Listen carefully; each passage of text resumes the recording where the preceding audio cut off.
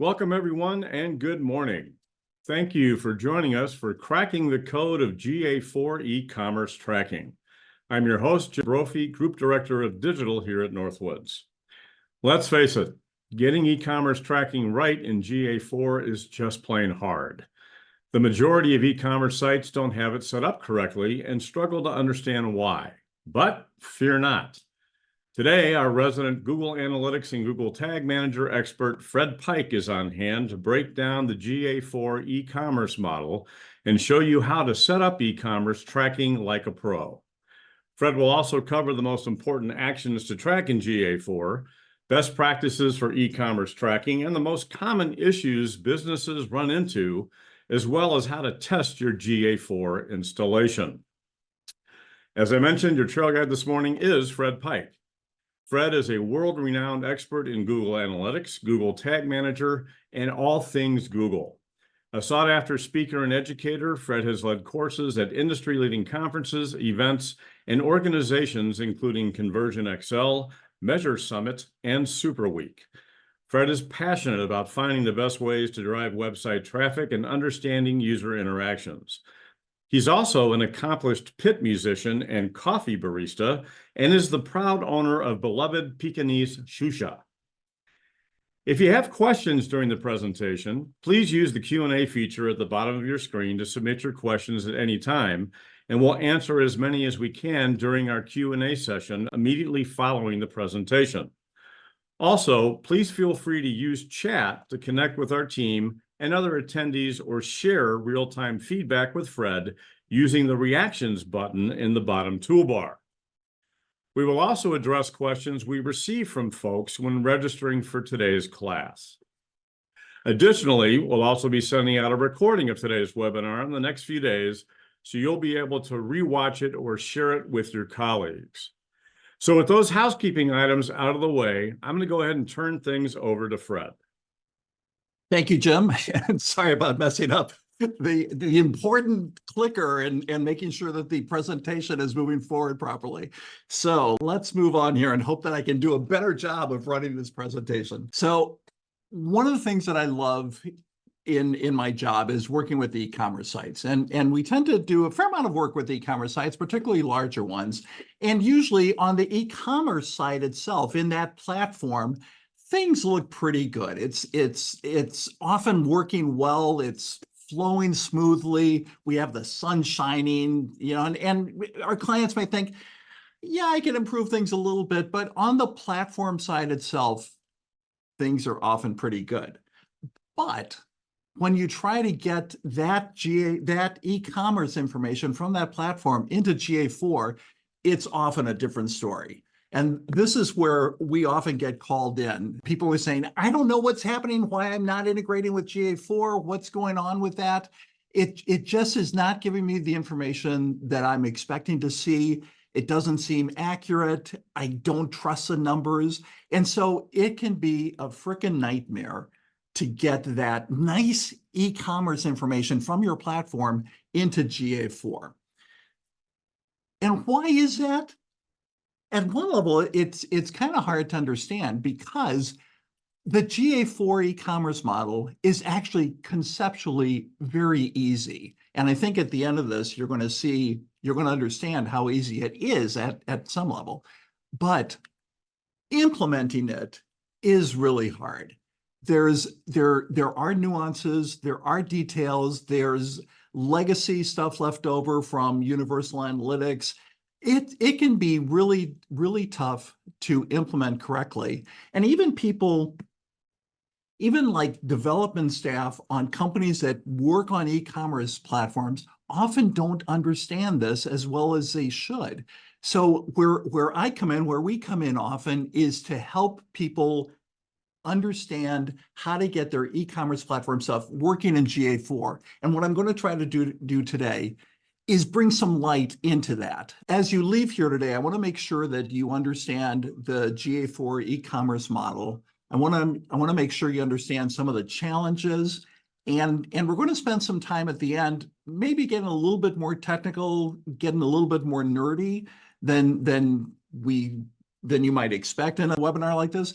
But in terms of testing and verifying installations, it's hard not to get down in the dirt a little bit. And so I'm going to try to, I'm going to try to not get us too dirty, but hopefully you'll get some understanding of what is this whole thing? How come it's so hard to get e-commerce working properly in GA4?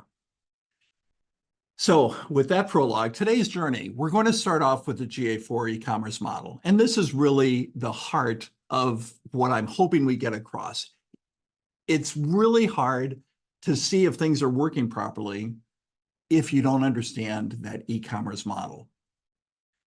We're going to talk about some of the most important events that come out of that e-commerce model, and also maybe some of the less important events.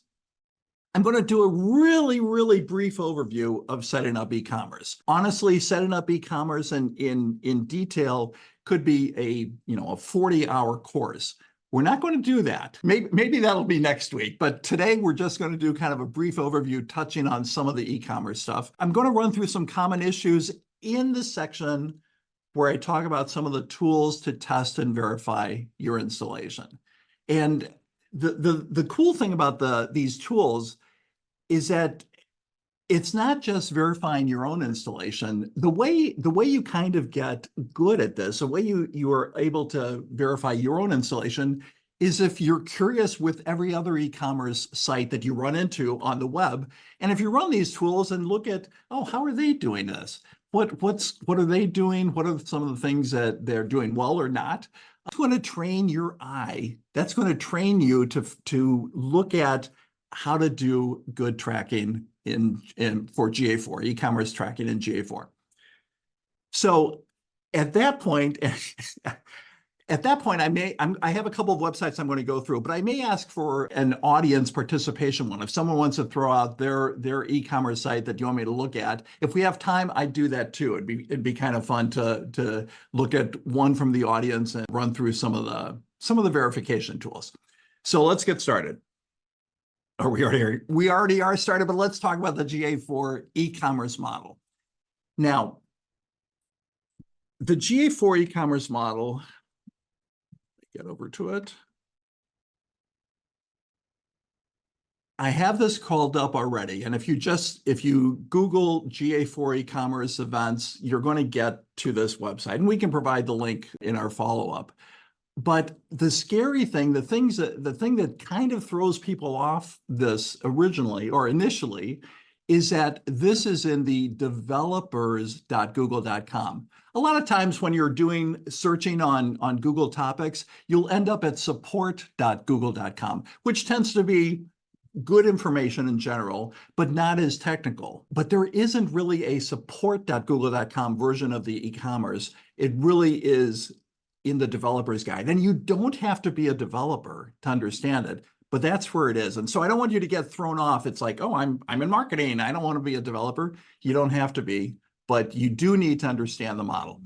So starting off, there are two different ways that you can create the model to send information to GA4, either through Google Tag or Google Tag Manager. They're very, very similar. I can run through some of the nuances between those two models if you want at some point in the question and answer, but I'm not going to do that now. I'm just going to go through the Tag Manager version, which is not essentially, but very, very similar to the Google Tag version. So the GA4 e-commerce model at its heart has something called the items array. The items array. So if you've been working with e-commerce, you may have heard of that. And it may sound a little bit frightening, but it's really not. It's conceptually, again, it's very easy. In this items array, we have two items, and an array can be one or more items. That's what an array means in programmers speak. And we have one item that's in this one set of brackets, and we have a second item here. So in our items array, we have right here two different items. And we're talking about the product that we're selling or that we're viewing or that we're purchasing or whatever. It's going to have either the item ID or the item name. I see a question.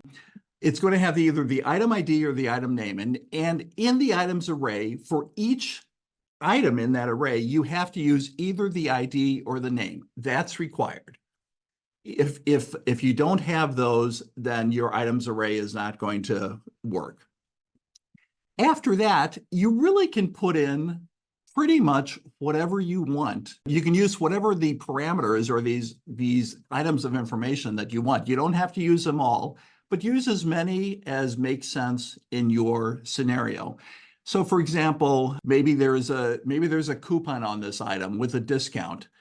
The index we'll talk about a little bit later, but you might include the brand or the category. You can have up to 5 different categories that you break it down. And in the categories, typically they go from, great big categories down to smaller. In this example, apparel, adult, shirts, crew, short sleeves. You can see you're going further down the line.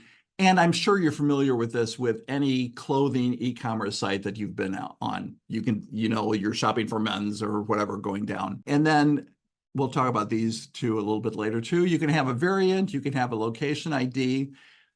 And now the location ID is a little bit interesting, and it brings up kind of a bigger point in that here, this developer's guide is telling you what the parameters are, like item, brand, but it doesn't really explain what those things are. And this comes out more at the location ID than any place else. What the heck is that? How are you supposed to interpret that? There's a different developers Google.com support site or page on the GA4 recommended events. And this has information about those item parameters, including a description of them. Now, I don't know why they didn't put the description in the other place, but they didn't. If you want to find the description, it's right here. As I said, item ID or item name is required, one of those.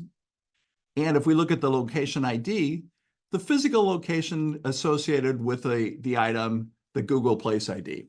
All right, you never would have known that from this items array, but it's described here.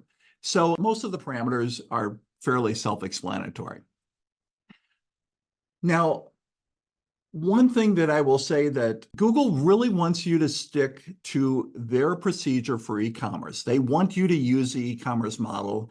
It's pretty strict, but I will say that when Google can, they have accommodated some minor variations. So for example, they're saying that the price should be put in as a number, and the same with quantity. Now, in fact, if you put that in as a string, as if it were text, with a double quote around it, the Google e-commerce model is actually smart enough to recognize that a 1 with a double quote around it is the same thing as a number 1 without the double quotes. Same with the quantity. So there's a tiny bit of flexibility with the model, but not much. The other place that there is a tiny bit of flexibility, which really surprised me, I didn't know this until recently, but if your developers just call this ID and name, that'll work also. And I was shocked when I discovered that worked, but it does.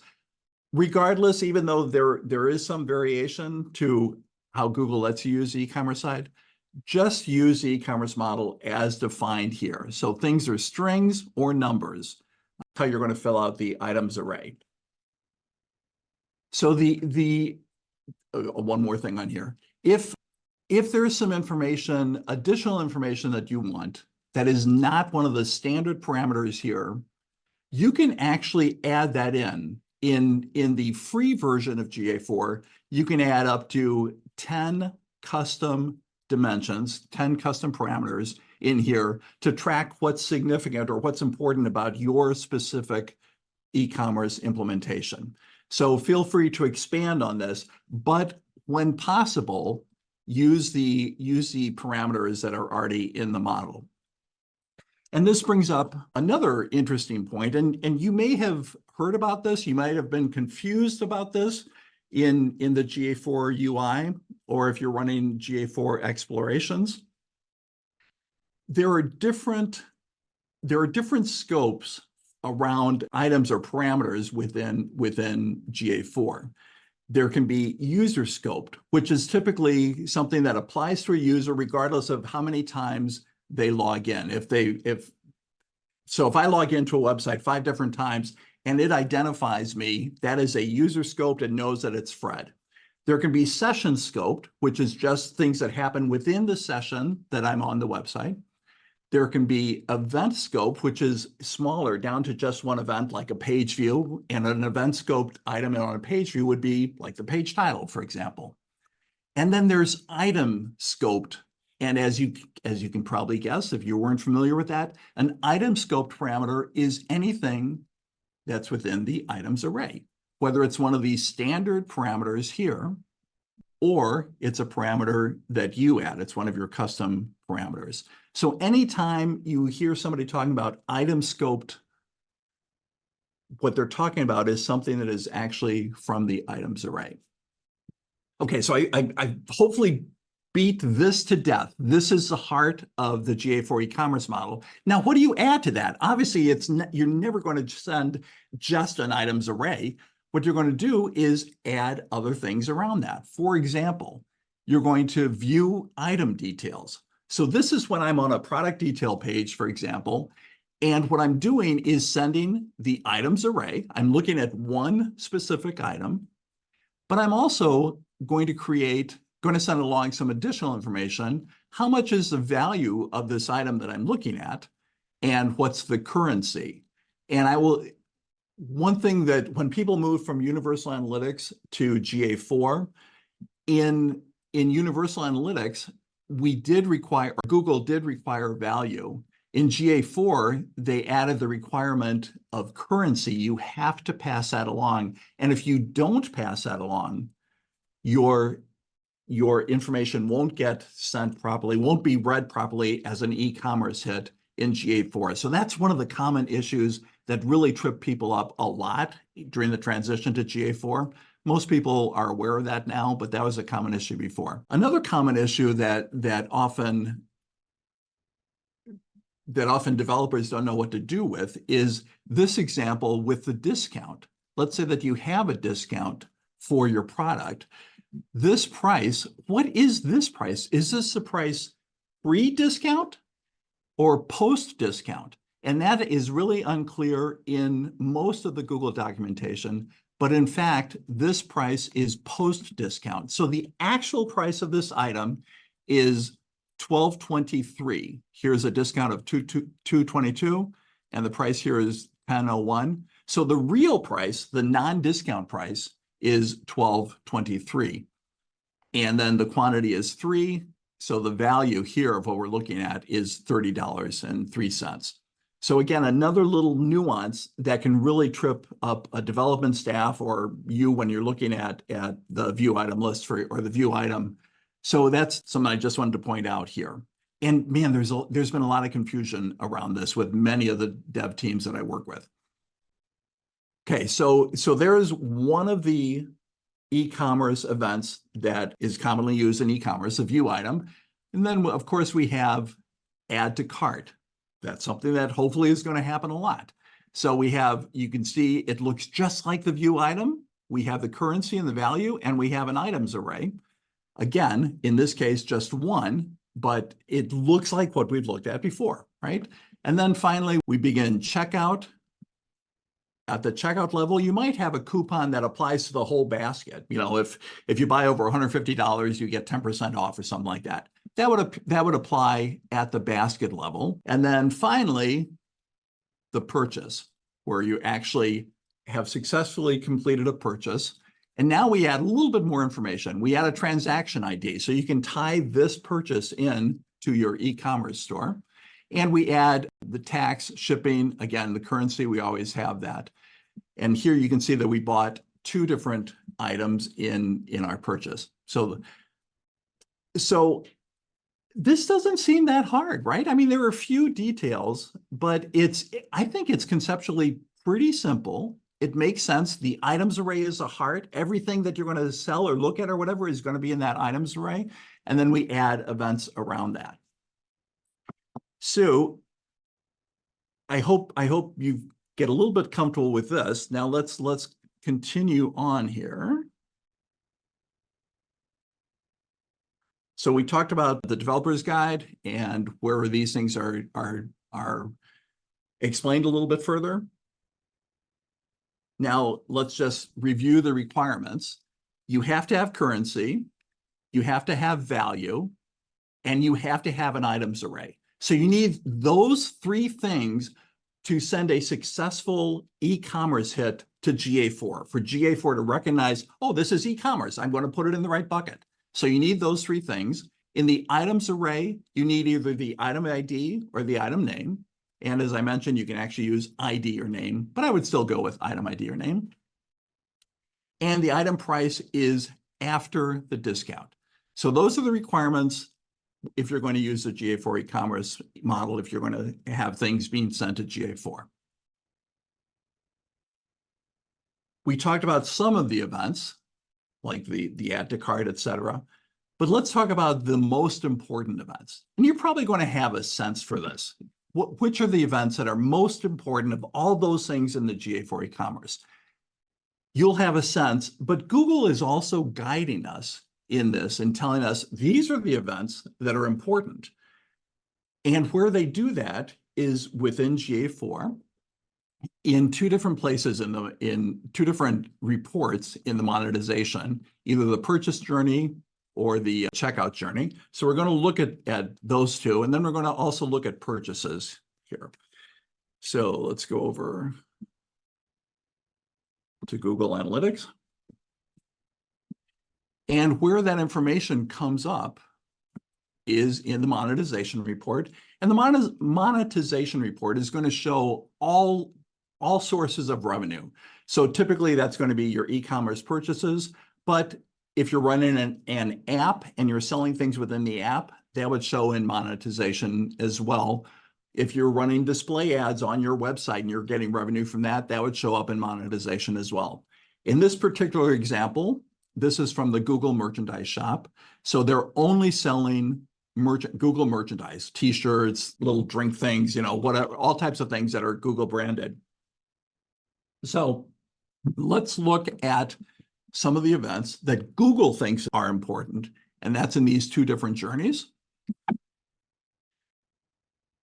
So we have the purchase journey, which is how does a person go from arriving on the website to actually purchasing?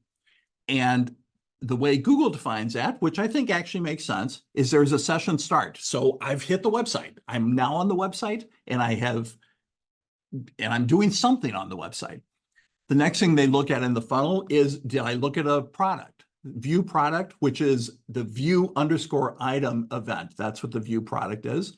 So in this case, of everybody that hit the website, 32% of the people actually viewed a product. Those people, 23% added a product to the cart. Of the people who added the product to the cart, 31% began the checkout.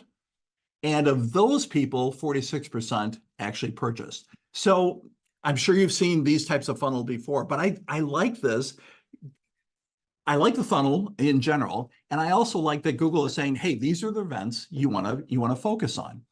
And one of the things that Google did recently, like within the last month, which I really appreciate, is that they made this a toggle switch from a closed funnel to an open funnel. And what does that mean? The closed funnel means you have to, the user journey has to hit every single step along here. The open funnel means they can come in at any point. They don't have to go step by step. And most of the time you think, okay, closed funnel will work. But I will tell you, I'm working with a very large e-commerce site, and they do not have the view product initiated yet. They're not tracking that in GA4. It's something we're working on. And that meant that this funnel was totally ineffective for them, because when it was closed, the funnel broke right after the session start. So with the open funnel, they can now look at the funnel from the add to cart to the begin checkout to the purchase.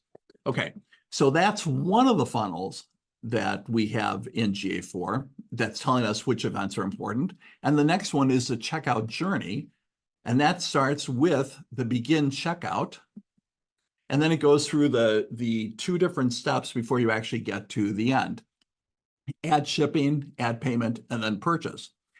And this one, when it was a closed funnel, this one was often a problem this funnel, because if you think of you're selling a digital product somehow that's not going to be shipped, Google was requiring you to have the ad shipping event in there, and it wasn't being shipped to a physical address. So when it was a closed funnel, this was an often broken funnel for a lot of websites. Now, again, it's open, so you can look at it. So here's Google's interpretation of the important events: the begin checkout, ad shipping, ad payment, and purchase. I think we'd all agree with purchase, and I think these steps make sense as well. And then, of course, the view product, the add to cart, begin checkout, and purchase. So that makes sense. Now let's look at the actual purchases, and let's start with the overview. So we can see, I'm looking at a year's worth of data. So we can see that we have total revenue of 2 million and purchase revenue of 2 million. Those are identical because this is only selling one source. You're only getting one source of revenue here. You don't have the display ads. You don't have in-app purchases. So these are going to be the same. Now let's look at the e-commerce purchases. And I want you to look at this carefully. Actually, let's just do the last 28 days.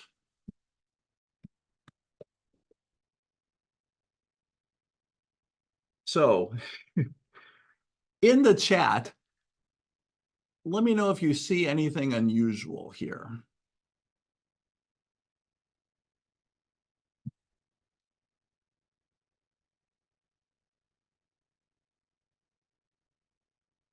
I hear everybody typing furiously. Or maybe not.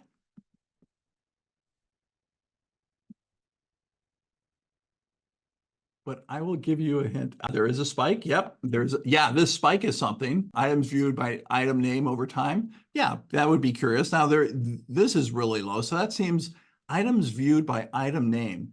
So on the 17th of June, only 2 items were viewed by name. Boy, that seems weird, doesn't it? But look at the numbers down here. 38 items viewed. Yeah, lots of items added to the cart but not purchased. That is it. 38 items viewed and 4.5 trillion items added to the cart. That feels to me like that forest fire I was talking about. There is something massively broken here, right?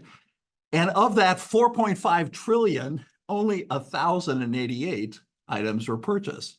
So let's say that the items added to cart is broken. We know that. It can't possibly be 4.5 trillion items added to the cart.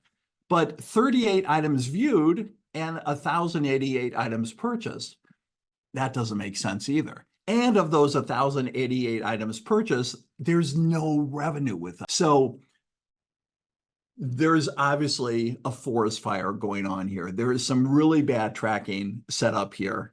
And while the purchase journey appears accurate, and it appears accurate because it's looking at user count, the e-commerce purchases, which looks at the actual items, is totally hosed. Now, if we look at the things that we can look at here, the pull-down list, what does this look like? You've seen this before. This is everything from the items array. So everything we're looking at here in this particular e-commerce purchases report is item scoped parameters or dimensions.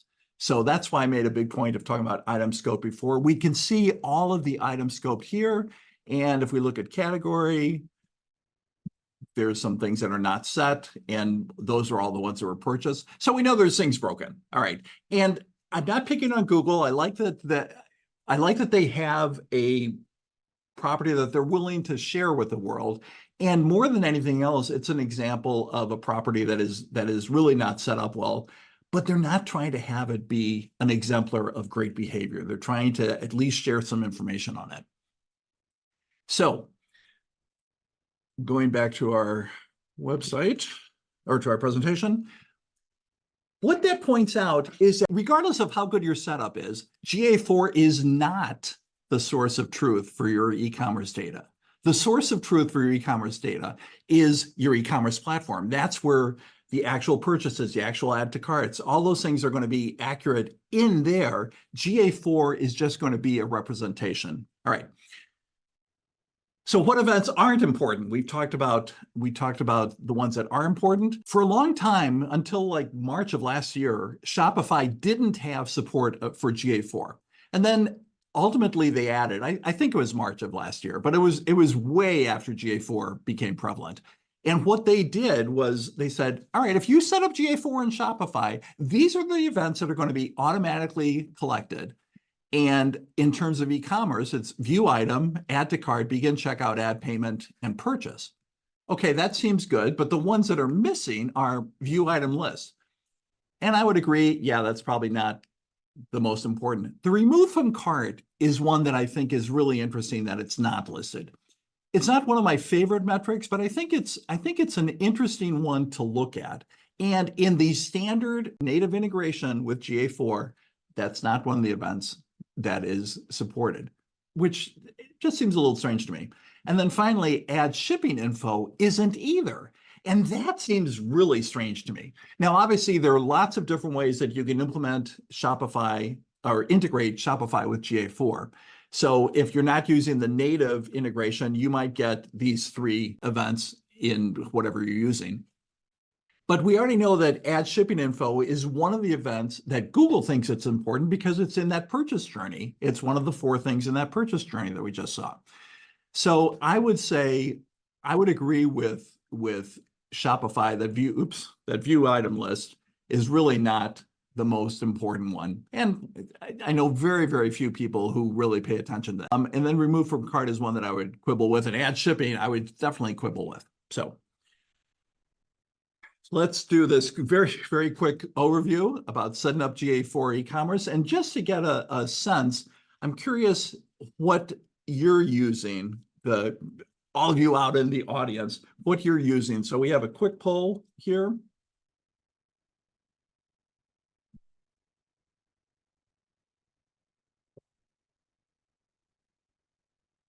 So are you using WooCommerce? Are you using Shopify? Are you using a custom-built e-commerce platform? Or are you doing something else?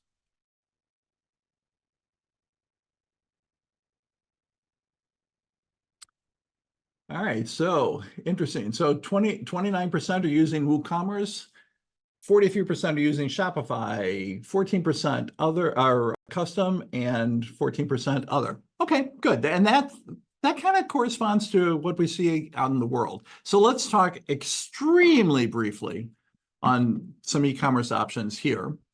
So if you're using WooCommerce in WordPress, then by far, I mean, hands down, no question about it, the best plugin is GTM for WP. It had great support for Universal Analytics. It's got great support for GA4. It has a lot of other functions built into it. It's got a really knowledgeable person at the helm. It may even be a one-person company, I'm not sure. But he's really active on social media and helping people on Facebook and stuff like that. So that if you're in WooCommerce and WordPress, that is the way to do it, absolutely. Shopify, there's a whole lot more options here, I think. One that I've used before is Analyzify. I never know how to pronounce that. Analyzify, whatever. So that's been a pretty good one. I know some people use Magento.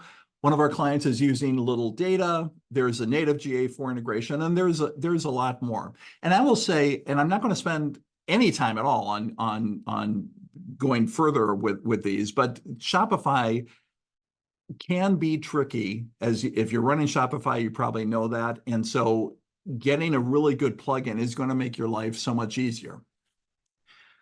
Now, that's a small portion of the world, actually, because there are custom-built e-commerce or e-commerce-like platforms that we run into all the time. And this is where much of our work on e-commerce comes in. And if it's e-commerce-like, it might be something like conference registrations.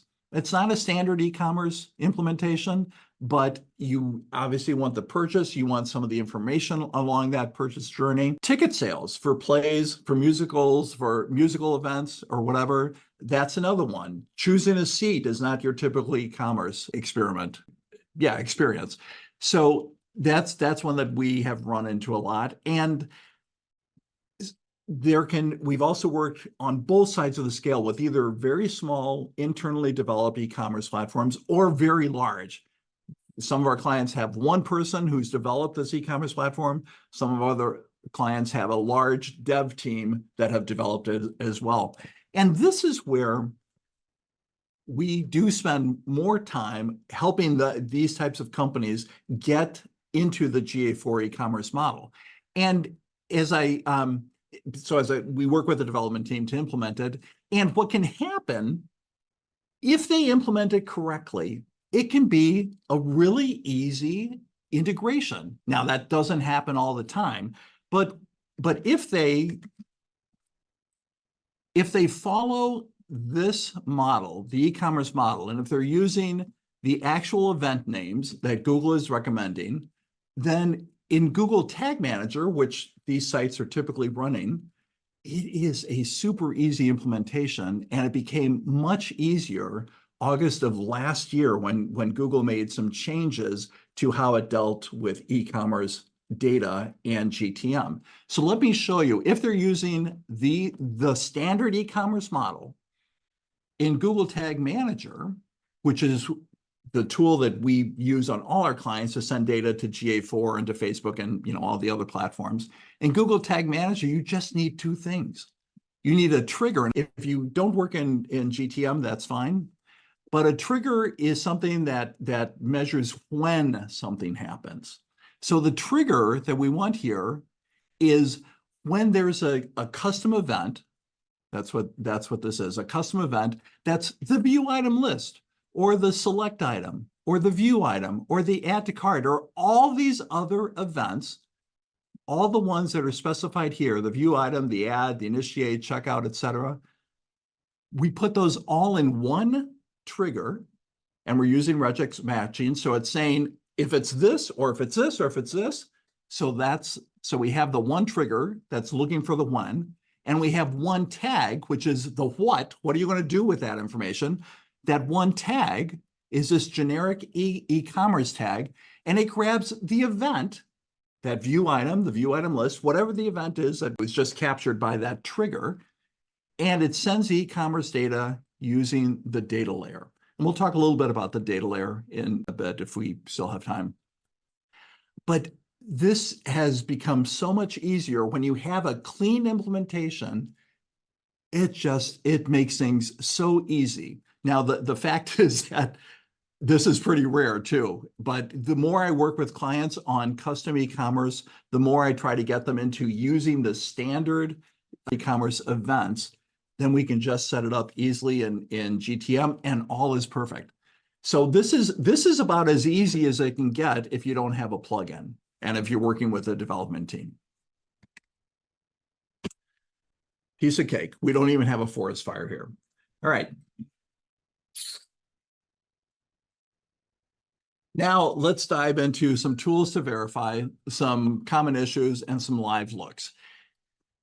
And I almost hate to do this because I don't want to get too technical, but we have to a little bit, because you really can't verify what's going on without looking behind the scenes. And to me, that's one of the fun things of working with websites. It's okay, what is happening behind the scenes here? So if you're not super technical, I'm going to try to keep this at a high enough level that you'll say, wow, that's pretty cool. But that's what we have to do if we're going to verify. And then as we go through that, we'll look at some common issues, and here's the live looks as well. So we're going to use three different tools. The first is just a Google product, the Tag Assistant tagassistantgoogle.com. And if you have worked with Google Tag Manager before, this will be very familiar. The next thing is a Chrome extension, something that we're going to add into our Chrome bar. And I love Chrome extensions. They give you so much information about what's happening behind the scenes, how your website is working. I mean, there's so many different Chrome extensions, and this one, the AdSwerve Data Layer Inspector Plus, this is like my #1 desert island Chrome extension. So if I'm ever stuck on a desert island someplace, I'm going to have the Data Layer Inspector Plus with me, and you'll look at that. We'll look at that in just a second. And then the other thing is the Chrome Developer Console, the Chrome Dev Tools. And there's several different ways to get to that. You can, on a non-Dell machine, you can press F12. I don't know why it doesn't work on Dell machines, but it doesn't. Or you can do Control-Shift-I, or you can go through the 3 dots on Chrome and go to More Tools and Developer Tools. So that's what we're going to do, and let's go live here. And by the way, if somebody would like me to look at their website, these tools, please put it in the chat, and I'd be happy to look at that. So we're going to start with, you may know that I have a dog. I have this wonderful Pekingese called Shusha. And Shusha is super technical and an influencer and everything. And so she wanted to set up her own shop where people could buy her products. For example, she's not a great web developer, so she's developed a really slow website. Hopefully this will move along soon. Come on, Shusha, you can do better than that. There we go. Okay, so she's got a few things that she sells on her shop, and you can also, if you want to, you can sign up to walk Shusha too. So she's very proud of this. So let's look at this in terms of the tools that we've talked about, and some of the things that happen that I always check when I go onto a website, e-commerce website. So I'm going to use the tag assistant. Let's see. Tag assistant google.com. And I'm going to add a domain. It's not there, so I need to get the Shusha's domain name. Put that in there and connect.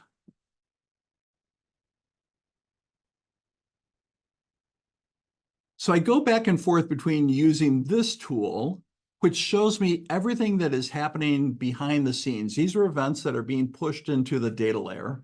And the data layer is essentially a storage place that you can put in information and then pull that information out as long as you're still on that same page. It's just temporary storage that lasts as long as that page is live. And then when you go to the next page, it gets wiped out and it starts all over again. So let's look at my Shusha store here. And I'm going to go to shop. Here, we are looking at 3 different items. We're looking at a list of items. We're viewing a list of items. Aha, we're viewing a list of items. The event we should be expecting here is the view item list. So if we go over here, there it is. There's my view item list, which, as you remember, is one of the things is from the GA4 E-Commerce Model. Here's my view item list, and it's coming from that generic ecom tag. Remember the one that I just showed you? That's what fired it. Here it's coming from GTM, but I want to actually look at where it got sent. And it can get sent to different Google properties, or it could get sent to AdWords, so if it's a Google Ads related remarketing tag or something, or it could be Facebook or whatever. Actually, it would only be Google tags up here, not Facebook. So here is where it's being sent. This is the GA4 property that it's being sent to. Here's my view item list. And the important thing is the event name, view item list. And here's my e-commerce item. Now, this is a little bit hard to understand, to break this down, but this is that items array that we talked about. And notice that there are 3 different elements in the items array, PR1, 2, and 3. Again, an array can have 1 or more different items. So we have the Chewy toy, we have the dog bed, we have the superhero dog toy, and of course, that corresponds to these things. So that's a view item list. You're probably familiar with that. One of the events that Shopify does not include by default. And I'm relatively okay with it because there's not much that can happen. I've yet to find actionable insights from the view item list, to tell you the truth. But here's one of the things that I always check for. Oh, and actually, let me show you one more thing. I'm now going to call up the developer console and look at that same information from the developer console using the Data Layer Inspector Plus. So as I mentioned, I can press F12, but I'm going to do it by going down here to more tools, developer tools. And the thing I love about the developer console is that it will speak to you at whatever level of expertise you have. If you're just starting off, if you've never opened the developer console before, it will give you some information that will make sense. If you have years of experience as a developer, it's going to speak to you at that level too. And it's one of the few tools I use on a regular basis that really adjusts based on how much you know, how technical you are. The more technical you are, the deeper you can get. But even if you've never opened it before, we can now see, based on this Chrome extension, that we have a GA4 event, a view item list. Cool. So let's open that up. A lot of stuff here that we don't need, but here is our information. There is our item ID, our item name, the brand, all the things, the price. And notice that this, remember I talked about the e-commerce model will accept either numbers or strings. This is a string. It's not a number, but Google will still recognize 1099 as the price and will recognize that another example of a string. This is the position. So the very first thing is the Chewy toy. The second one is the dog bed for small dogs. The third one is the superhero dog toy. So there's our items array, and broken out a little bit easier to look at than here. So that's why I go back and forth between the two of them. All right, without getting too deep here, I want to show you one of the things that I check for every time I'm on a website, because this is something that most websites don't get right, don't do it accurately. And I'm kind of surprised at some websites that don't do this properly. But let's look at the add to cart, which is one of the most important events that you can track in GA4, right? So there's typically three places, but usually three places where you can do an add to cart. First is on a view item list. A lot of times you'll see a list of items, and directly from that list of items, you can add to the cart. So I'm going to click on that add to cart. I'm still in the view item list. Let's see if anything has happened over here. Well, look at that. We have an add to cart. This is the event that gets sent to the data layer, and this is the event that gets sent to GA4, and that add to cart is the event name is add to cart. The items array again with a little bit more information. That's coming from our generic ecom tag again. Just that one tag in Google Tag Manager is doing this. So we've now seen that one simple tag work for two different events, the view item list and the add to cart. Cool, that's pretty simple. And let's break it down a little bit further in the dev console. Here is my add to cart, and we're going to see that items array a little bit better here. The ID, the name, etc. Okay, so we know that we captured the add to cart in the first place. Let's actually go into look at this item, and this should be the view item, which, as you remember, is one of the things here in our purchase journey. The view product, the actual event is view underscore item. Let's see if that works. So we'll be in the tag assistant again. And here is the trigger, and here is the event. And that view item is the dog bed. All right, that makes sense. Now from that dog bed, we can typically add it to the cart as well, right? So here's the second place that I typically check. And let me just move down here. I'm going to add it to the cart, and let's see if there's another add to cart. There's a view item. And where did the add to cart go? Hey, there's the add to cart. So this is the second add to the cart, and we added one at $25.99. We already had added one before. And then, so it's working so far. Way to go, Shusha. You've really done a great job with this shop. And the next one I want to look at is actually in the cart. So I'm going to view the cart. And this is the spot, if it's going to fail on a website, this is the spot where it fails. On the cart, I've already added it twice, right? But in here, I can add it more. And I'm going to add 3 more here. So we have a total of 5. I'm doing this for 2 reasons. What is the number that we should be adding to the add to cart? what we want is a delta. I'm listing 5, but I already had 2. So the delta is 3. That's what should get added to the add to cart. I'm going to update the cart. Let's scroll down here first. I'm going to update the cart.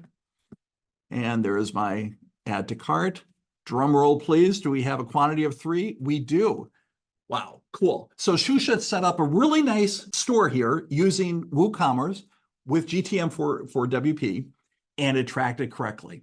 So that's what I wanted to show here as one of the things that I always check on every site. And as usual, I am speaking way too much. So I see there is a request for one site. So I'm going to do that one. We'll spend just 5 minutes on this and then open it up for questions. So stop debugging. I'm going to add a domain. Let's take a look here. Oh. And actually what I need the full, and I potentially need the www or not too. So let's see what that is. Willy Candles. All right. So let's grab that, put it in here. HTTPS www. Yeah. So I needed both those things.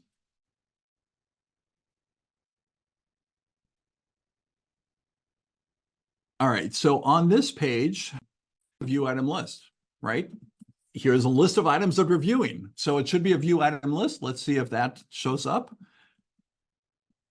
Oh, look, they've got lots of different Google tags here. We have Universal Analytics, we have Google Tag Manager, we have probably your remarketing, and they have 2 different GA4, actually 3, because this could be a duplicate of one of them.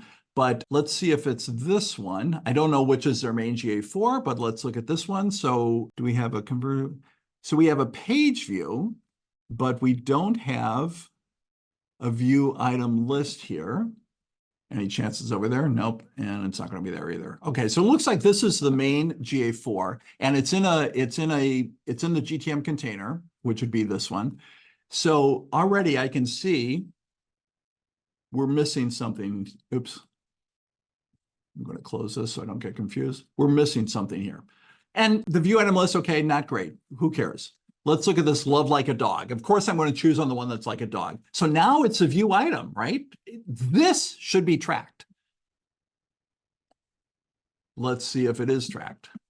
So view item, there it is, but no hits were sent. View product. It's in a, where did that come from? Here's a view item. It came on view item down here, 35, okay. It was, okay, I must have missed that. But it's in one of the different properties. All right, so did it get sent? That looks like an items array. And let's just look at it using my handy dandy tools. So it should be the view item. We have a bit of weirdness here. We have a page view, which makes sense. We have a view item, which makes sense. Now notice every GA4 event should be lowercase and an underscore if there's a space. This has a viewed product, which is not the way an event name should be set up, but let's see if the view item does have that correctly. We're using view item. Yeah, so this looks good and there's something weird here. All right, so there are there's something that's not quite right here. It's close, it may work. I'm not sure what's going to happen. This is a missing key value pair down here. So I could go on and on, but I'm not going to do that. I'm not going to do that to you. But I hope you get a sense for what you can do and what you need to do to test and verify that e-commerce model that we spent so much time on at the front. Because if you don't understand that e-commerce model, it's not going to make sense. And the only way you can test and verify is if you understand that e-commerce model. So I apologize for going on too long, maybe, but let's open it up for Q&A if there's anything else. Yes, thank you, Fred. Great live looks there. Thank you very much. We do have one question, a couple questions actually. Is there a way to visualize the correct data where we previously saw incorrect data in the GA4 funnel? You mean go back, like, for example, if you didn't have view item and then added it at that point? No. I'm just reading the question. I'm assuming it's in the Q&A there if you want to take a look at it. Yeah, I'll pop that up. Is there where we previously incorrect? No, so in general with GA4, you can't retroactively change data. So if it was captured wrong, it's pretty much going to be there wrong forever. So no, so not really. Great question though. So you just have to make a note that, hey, as of August 1st, we changed the view item and it's working properly from that point. Looks like there's a follow-up comment to that. Yes, where we saw all that add to carts. Yeah, so Fernanda, that is a fabulous question. So with the Google Merchandise Shop, and in particular, where they had the 4.5 trillion, nope, that is just bad data, and that is there. So if you really wanted to get that information, you would have to go to your e-commerce platform potentially and pull it out of there. Gotcha. Thank you, Fred. Yep. Another question came in. Interested in what the differences are between traditional GA4 site enablement and that for e-commerce. Oh, that's a really good question too. So just regular GA4 site enablement, what I try to do there is really what you're trying to do, and anytime you're doing a measurement plan with a website, you're trying to listen to what the users are doing. If it's a physical store, you can actually talk to the person. Are you interested in these pants or whatever? You can't do that on the website, but what you can do is measure behavior that implies intent. So what page are they looking at? How much time are they spending on that page? If you have a pricing table or something, did they look at that for 10 seconds? So in general, with setting up GA4 tracking on a website, you're really trying to measure that intent behavior. With e-commerce, you're also trying to measure the intent behavior, but you're trying to do that within that specific funnel of, did they look at the product? Did they add it to the cart? Did they start the checkout process? Did they complete the checkout process? So it's similar, but it's a different set of events, and it's a more structured approach to tracking that. Excellent. Well, that's all the time we have for questions. Thank you, everybody, for submitting those. And thank you so much, Fred. Before we wrap things up for today, we'd like to offer everyone in attendance a complimentary consultation to get any additional questions you may have about GA4 e-commerce tracking answered, or to talk with our team about any GA-related topics. So to request a consultation, visit us at nwsdigital.com/dmconsult and choose Analytics and Reporting from the consultation type drop-down field. We also have several upcoming webinars that we think you'll enjoy. On August 8th, we will present Demystifying CMS Selection, a Strategic Approach. And on September 12th, we will discuss AI. The future of digital advertising is here. As always, all webinars are complimentary and begin at 10 a.m. Central Time, and you can learn more and register at learn@northwoods.com. And if you're looking for information on a specific topic or just want to stay up to date on the latest trends and developments in this constantly changing world of digital, check out our blog, our recorded webinars, our YouTube channel, and we have a brand new vodcast that we've recently launched called Around the Campfire, featuring casual conversations with our experts on all things digital. We encourage you to check that out. And finally, if you'd like to learn more about Northwoods and the many services we offer, from website design and development to custom software and digital marketing to digital advertising and marketing strategy, visit us at nwsdigital.com to explore our services, details, read client stories, and much, much more. And after the webinar window closes, there's going to be a short survey that will be available. We'd really appreciate it if you could share your feedback on how we did this morning. So with that, please do fill out that survey. Please do fill out that survey. I love to get the feedback. What worked, what didn't work. It's so hard to do a webinar without getting audience participation or reaction. So please fill out that survey. Excellent. Thank you, Fred. So with that, fill out the survey. Thank you very much for your time and for joining us today. We look forward to seeing you again soon. Have a great day and a great rest of your week. Thank you very much.